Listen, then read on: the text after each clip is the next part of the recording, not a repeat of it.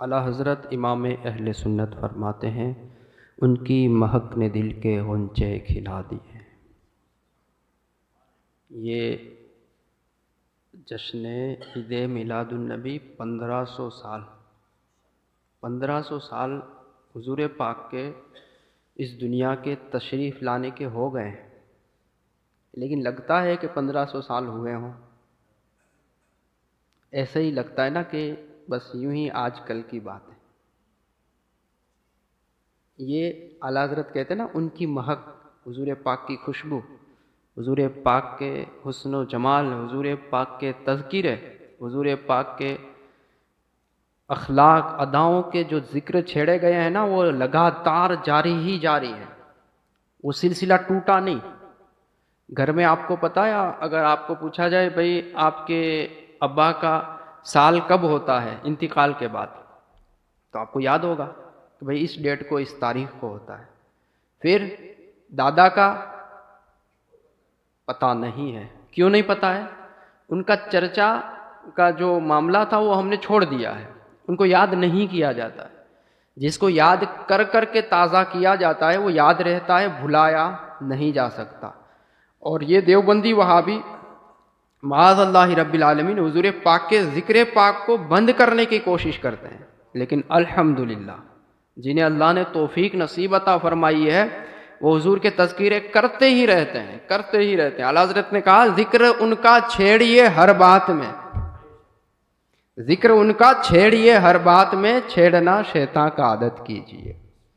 تو کیا کہتے ہیں؟ ان کی مہک نے دل کے غنچے کھلا دیے ہیں، جس راہ چل گئے ہیں کوچے بسا دیے ہیں۔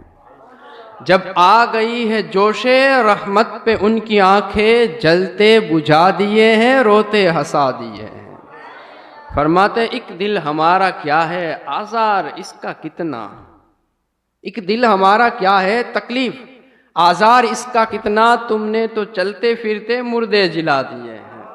ان پہ نثار کوئی کیسے ہی رنج میں ہو، جب یاد آ گئے ہیں سب غم بھلا دیے ہیں، جب یاد آ گئے ہیں سب غم بھلا دیے ہیں۔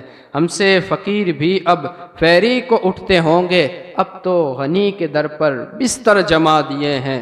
فرمانے لگے، اسرا میں گزرے جس دم بیڑوں پہ قدسیوں کے، اسرا میں گزرے جس دم بیڑے پہ قدسیوں کے، ہونے لگی سلامی پرچم جھکا دیے ہیں۔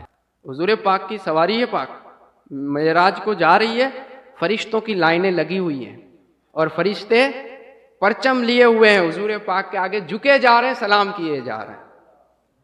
اسرا میں گزرے جس دم بیڑے پہ قدسیوں کے، ہونے لگی سلامی پرچم جھکا دیے ہیں۔ آنے دو یا ڈبو دو اب تو تمہاری جانب، آنے دو یا ڈبو دو اب تو تمہاری جانب، کشتی تمہیں پہ چھوڑی لنگر اٹھا دیے ہیں۔ کشتی کنارے کے اوپر ہو نا، کنارے کے اوپر، تو اس کے بچنے کے چانسز ہیں۔ کشتی کا لنگر اگر کنارے کے اوپر بندھا ہوا ہو تو پھر سیف ہے، کشتی پانی آئے گا، پانی کشتی کو ہلائے گا، سارا کچھ ہوگا، لیکن کشتی جائے گی نہیں۔ جیسے ہی کشتی سمندر میں چلی گئی، لنگر یہاں سے کشتی نے سمندر میں ڈال دیا ہے، تو پھر اب پانی ہے نا، پانی کی طاقت کے آگے اس کو ہارنا پڑے گا۔ پانی کی طاقت کے آگے وہ کنٹرول گما سکتے ہیں۔ دریا شانت رہا تو کشتی جگہ پر پہنچے گی، لوکیشن پر جائے گی۔ طوفان آیا تو کشتی کہاں جا کر کے رکے گی اس کا کوئی پتہ نہیں۔ آپ نے جو ٹارگٹ لیا ہوگا سفر کا، وہ سارا آپ کا ٹارگٹ ختم ہو جائے گا، کشتی اپنے ٹارگٹ سے رکے گی یا طوفان رکے گا، جب جا کر کے رکے گی۔ اعلیٰ حضرت کیا کہتے ہیں؟ آنے دو یا ڈبو دو اب تو تمہاری جانب، کشتی تمہیں پہ چھوڑی لنگر اٹھا دیے ہیں۔ حضور آپ کے اوپر ہم نے سارا کچھ چھوڑ دیا ہے، اب ڈوب جائیں تو بھی آپ کے ہیں، آ جائیں پہنچ جائیں آپ کے پاس تو بھی آپ کے ہیں۔ دلہا سے اتنا کہہ دو پیارے سواری روکو، معراج کا سفر ہو رہا ہے، دلہا سے اتنا کہہ دو پیارے سواری روکو، مشکل میں ہے براتی، مشکل میں ہے براتی، پرخار بادیے ہیں۔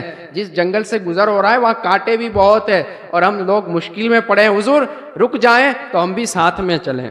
اللہ کیا جہنم اب بھی نہ سرد ہوگا، رو رو کے مصطفیٰ نے دریا بہا دیے ہیں، میرے کریم سے گر قطرہ کسی نے مانگا، دریا بہا دیے ہیں، در بے بہا دیے ہیں۔ دریا بہا دیے ہیں، دریا کے اندر کیا ہوتا ہے؟ موتی، موتی اس کو کہتے ہیں فارسی میں در۔ دریا بہا دیے، در بے بہا، بے حساب موتی حضور نے دے دیے۔ دریا تو رحم و کرم کا بہایا ہی ہے، اور بے حساب موتی حضور نے دے دیے، اس کو کہتے ہیں دریا بہا دیے ہیں، در بے بہا دیے ہیں۔ جب ایسے سب اشعار سنے نا تو شاعروں نے کہا ملک سخن کی شاہی تم کو رضا مسلم، جس سمت آ گئے ہو سکے بٹھا دیے۔